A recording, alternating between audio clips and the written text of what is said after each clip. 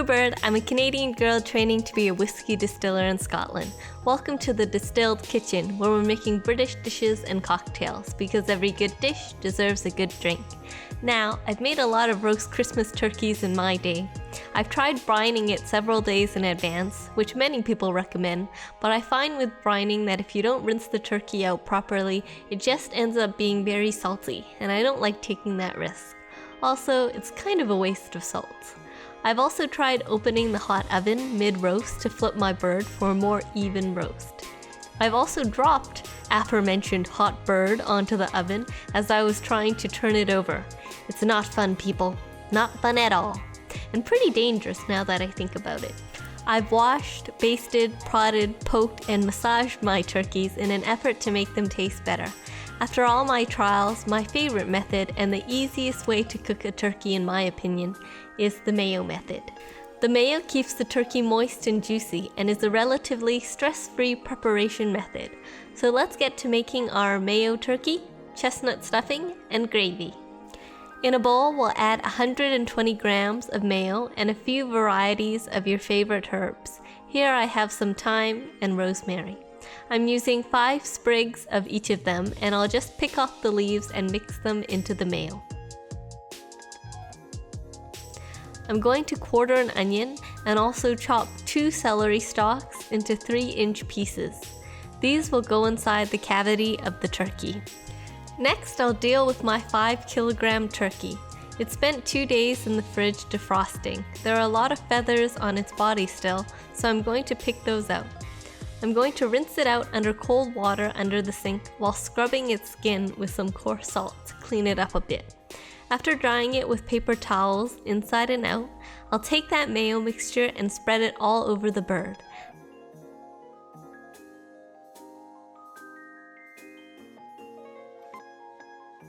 Then I'll salt and pepper the outside of the bird generously. Make sure to get seasoning all over it. Then I'll stuff the cavity with the onion and celery so the bird stays moist. I'll also stick in a knob of butter to keep it juicy inside. Now it's ready for the oven. I'll bake it for 45 minutes at 220 degrees Celsius and then turn it down to 180 degrees Celsius. Cook to an internal temperature of 75 degrees in the thickest part.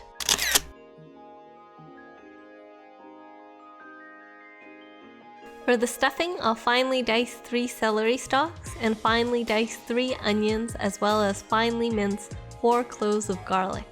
Then I'll put those in a bowl and set it aside. Here I have an 80-gram bag of roasted, peeled whole chestnuts. I'll just roughly chop them with my knife here. I've also got 5 to 6 sprigs of parsley here, which I'll roughly chop as well.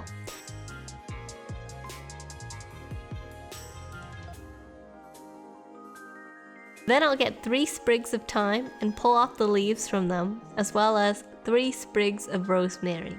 On a baking tray, I'll place 8 slices of bread and pop that in the oven for it to toast. 10 minutes at 180 degrees Celsius.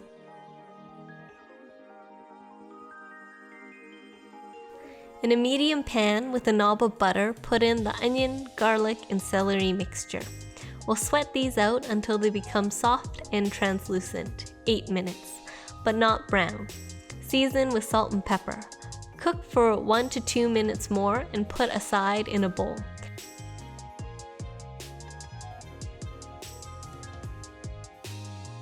Then, in the same pan, I'll add 400 grams of sausage meat.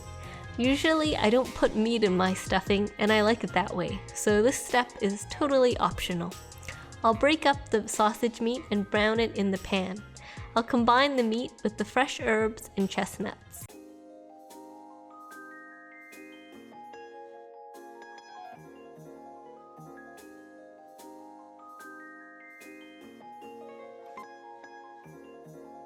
I've taken my toast from the oven and I'll cube the toast like so. In hindsight, I probably should have cubed the bread first before putting it in the oven, as now when I cut into it, I have crumbs flying all over the place. Anyways, it's time to combine my bread cubes with the rest of the mixture.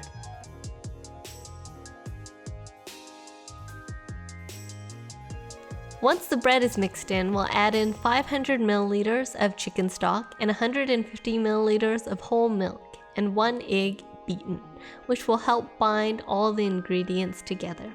Then I'll spoon this into a greased dish, and it's ready for the oven.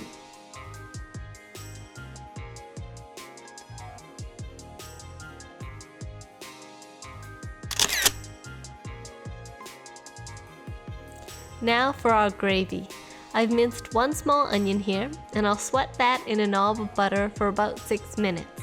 Then I'll put 2 tablespoons of plain flour in and give it a mix to let it cook a bit.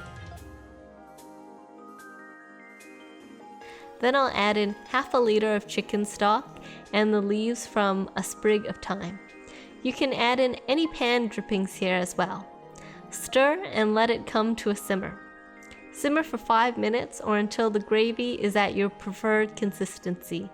Salt and pepper to taste. This marathon cooking session is making me tired, so to keep our eyes open, we'll make a mug of boozy coffee. Make a cup of your favorite coffee. Add a glug of your favorite spirit, in this case whiskey.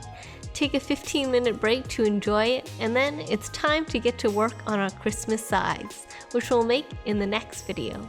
I'll see you back here next week to finish our big Christmas meal, so don't forget to subscribe below, and I'll see you next time.